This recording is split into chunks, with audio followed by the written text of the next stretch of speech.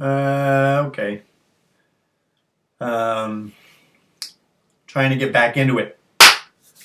Back into it. Not sure. What am I talking about? I think, based on how this works for me, when I try stand up, it's gonna be more like stand up, made up, made stand up, stand made up. Fuck. Um, I just where I struggle is the act of sitting down to try and write how this shit goes on in my head. Right? I can't even like when I come up with something funny in my head. I play the whole thing through in my head, and then I try and get that shit down, like on a voice memo, a voice recording, and even getting it from voice in my head to voice out loud onto a recording, which I can then play back later. Jesus, that's fucking hard. Like getting that shit to translate from haha funny up here to haha funny again on recording. Fuck. But even that, as tough as that is, sitting down and me trying to write it, I literally have no idea how to do that. Anybody out there who knows how to do that, has practice doing it, please share the wealth. Share the wealth. Yeah, so I can't seem to do that. In other news, there is no fucking other news. I have been doing shit. I have been wasting. I would go so far as to say wasting time, not spending time. Wasting time catching up on TV shows that they don't really matter, right? Like, why do we have to catch up? It's not a race. Races are not that important. TV shows are even less important, and they don't even there's no need to catch up. It's not that important that we have to catch things. What do you catch in life, right? You catch important shit. I don't know. You fucking fill it in. But you catch things that are important. You don't catch up on TV shows because they're, in the grand scheme of things, they're not important. So why the fuck am I doing it? I just, whenever I struggle to do this, create shit, I do two things. I escape my own failures by diving into somebody else's reality. So escapism is thing one. And then thing two, I pretend I'm not doing thing one, and I say, oh, well, in order to create comedy, I must consume comedy and other types of cultural shit. And then, only then, will I be able to spit anything back out. I have to consume to create. I have to destroy to create. You know, it's like this fucking Buddhist excuse for comedy and being bad at discipline. That's really what it is. It's not necessarily that I'm not funny. I don't know. This isn't very funny. I fucking know. But I'm not disciplined at it. I will literally, for the next 2 days, here's how this will go. For the next 2 days, I will be sitting around thinking about how I recorded this shit and how unfunny it is, right? And I will be thinking, don't fucking do it. Don't fucking do it. Just look at porn and whack off instead. Look at porn. It's a better use of your time to look at porn and whack off. Don't do anything more with comedy. It's just, that's not useful time because of how shitty episode 11 was. That's what will go through my head. And then I will sit with that. And I will tell myself, yeah, now's not really the time to create, right? That's what I'll tell myself. And then when it doesn't work out, to keep going, I will sit around and watch more shit that I shouldn't be watching.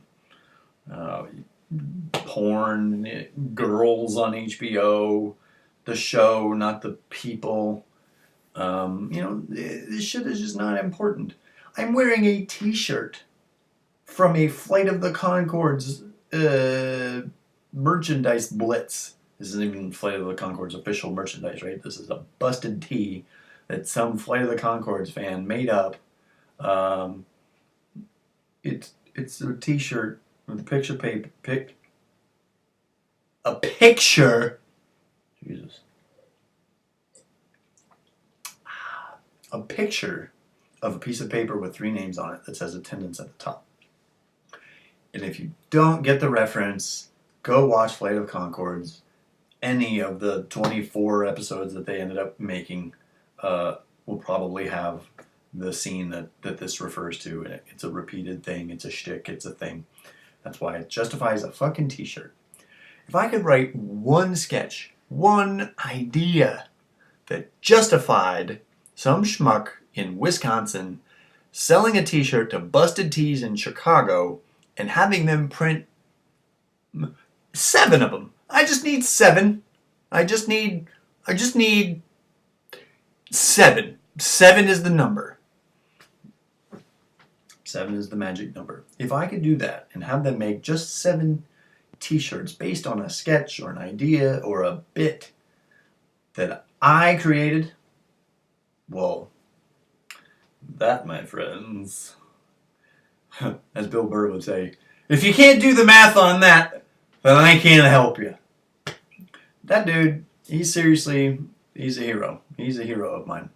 If you don't listen to his podcast, you should be. And if you do listen to his podcast, tell me how much you love the fact that he basically sits there, does essentially what I'm doing, which is just rant about nonsense bullshit. Although, Bill Burr, right now I'm telling you, you are fucking turning people off with all the sports shit. I love you, but the sports shit, come on. Nobody knows sports that much. You're from fucking Boston. I understand, but the sports shit, it's just, I love the fact that the podcast app on my iPhone has a skip forward 15 seconds. I fucking wear that thing out when you get into your sports shit. Fucking hockey? Are you serious? God. Anyway, when he's not doing the sports rants, and he's on just any of his other fucking rants, he's hilarious. But then he spends the rest of the time of the podcast reading letters from schmucks like me and actually answering questions. It's a beautiful format. And he's got this ability to be vulnerable in a way that makes you love him. Like, it calls me a fucking cunt. Everybody's a fucking cunt to him. That's fine, but he does it in an innocent way. He's a non-judgmental cunt caller. That's what he is. Everybody's a fucking cunt, but everybody's a cunt. So nobody's worse than anybody else. Cunt's a cunt is cunt. That's just how it works for him. So Bill, hats off to you, my friend. Much love the podcast.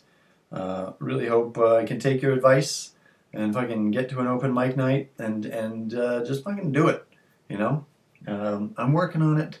But like I tell everybody, that shit scares the shit out of me. If I do it once and I hate it, then I'm gonna give that part of me up. Or at least that's how I feel. And I'm just not ready to give up that shit yet. I mean, otherwise I'm just a fucking ugly douchebag that lives in Jersey and skis in his jeans. It's just, if I don't have comedy, then I don't know what sets me apart from any other fucking accountant. My best friend, Shorty, has been calling me an accountant since I'm 19 years old, when I first majored in finance and international business at the Pennsylvania State University. I have never been an accountant. I am still not an accountant. But he calls me an accountant because to him, as to most people, anybody who spends most of their day staring at numbers or spreadsheets or whatever the fuck I'm staring at all day, might as well be an accountant. Same fucking thing. When I try to explain to him the difference between an accountant and what I do, I might as well be explaining to wallpaper what paint is. They just have no concept of it. Wallpaper and paint? My analogy engine is admittedly off. But yeah, so if I have to give up this comedy thing, I tell people what I do, and I say, oh, but I'm also like an actor / comedian on the side. Only then do they actually pay attention to me, right? Because otherwise, this doesn't garner any attention. And I never take my pants off in public, contrary to popular demand.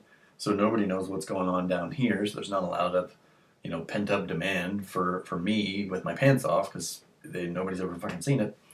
So if I don't have comedy, big part of me dies. Big part of me dies. I'm just another fucking boring accountant with a huge ass.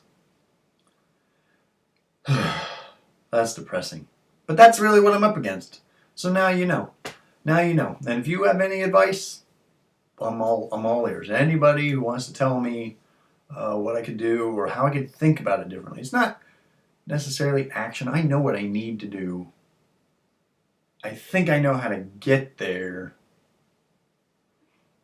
But the way that I am thinking about the results, thinking about the outcome,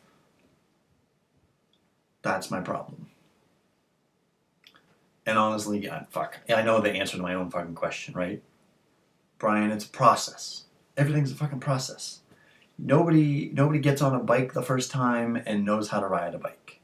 Nobody fucking lassos a horse their first time in the rodeo, right? Very few people try something the first time and are amazing at it. Fucking Einstein. He didn't finish at the university.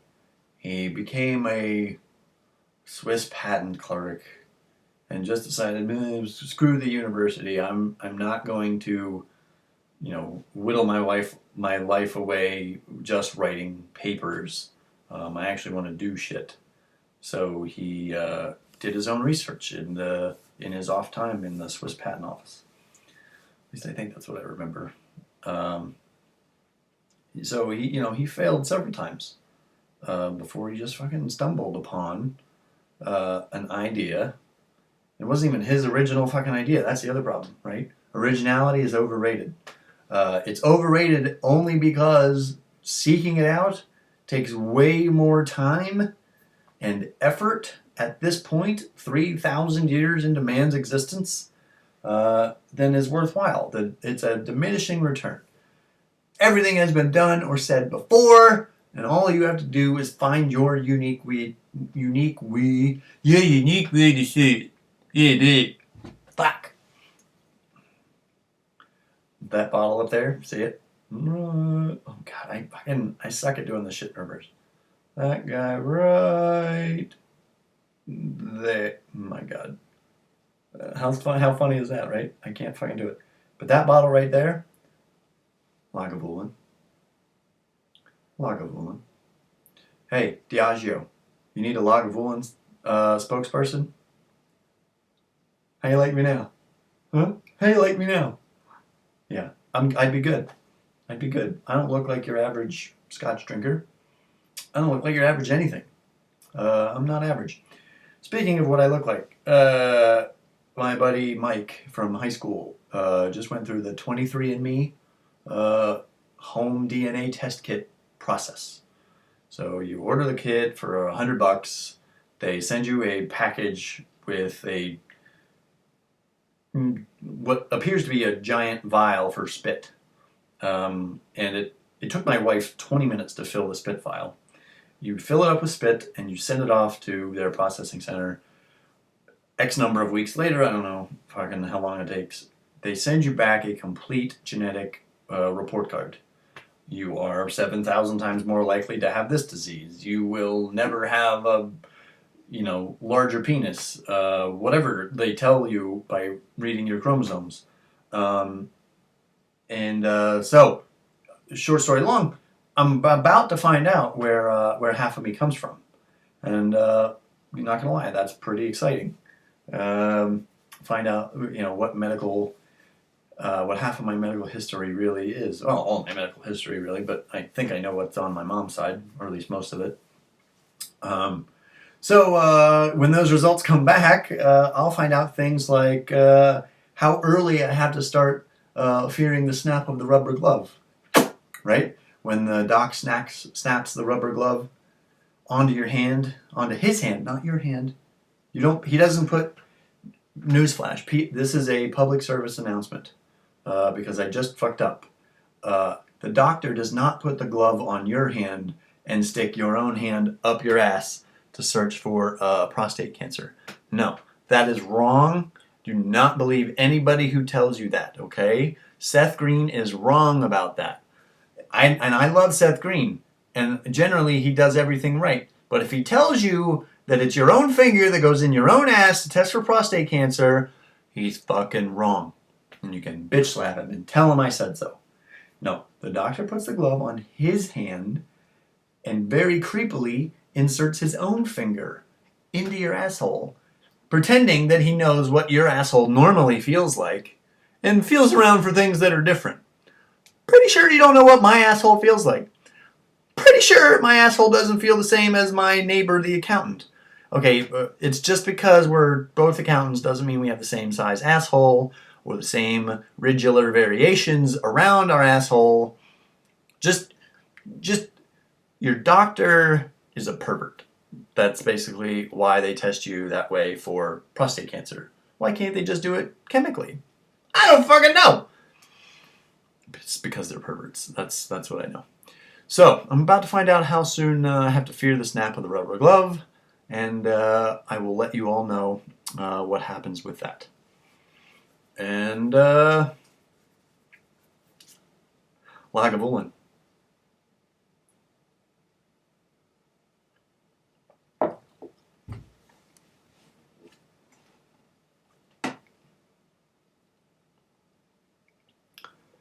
I don't always drink Lagavulin, but when I do, I really struggle to say Lagavulin. It's really not a good idea, guys. All you brand people there at Diageo, you gotta change the fucking name. I know it's Scottish of origins, right? And I read the back of the bottle, so now I know everything about Scotch. But when you make a very strong drink, this shit is 86 proof. When you make a very strong drink and then call it something that is very difficult to pronounce when you're completely sober, when you're completely sober, you're actually cannibalizing your own sales. Because when I've been drinking it for 2 hours and then my bartender rotates off his shift and I have to order, after 2 hours of drinking it, I have to order it from a new bartender. I can't just say, oh, around this, because then that bitch, she has no idea what I've been drinking for the last 2 hours. And now I have to find a way to get Lagavulin to roll out of my fucking slobbering tongue onto the bar. So Lagavulin, think about a name change. Perhaps Awesome Scotch. That would be good. Or Scotchy Sauce. Scotchy Sauce is pretty easy to say. Or, you know, you could just call it Sauce. That's a nickname of one of my buddies in high school. Hey, Sauce Man, how you doing?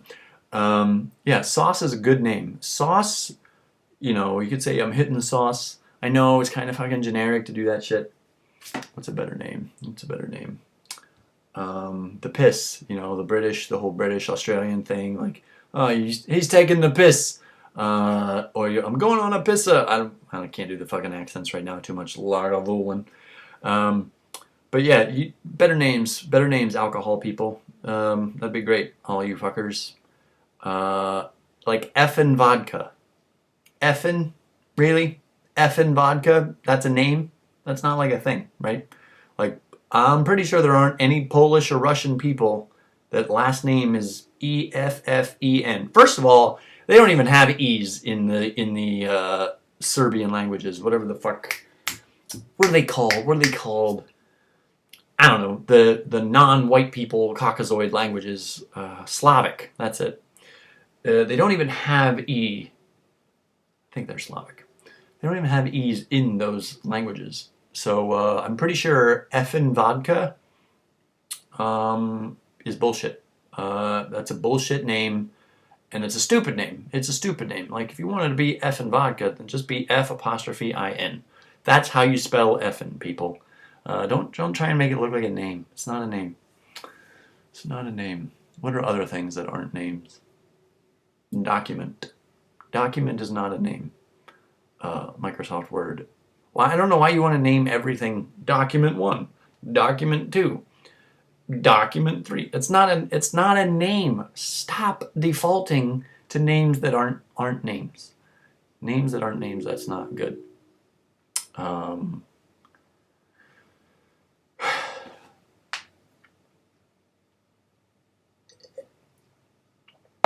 Holy shit, 21 minutes. All right, I'm going to call it timeout for this week because this shit is going to take my Mac probably 2 hours to compile, analyze for stabilization, and then put on YouTube. And I don't have time for that, obviously. So, yeah.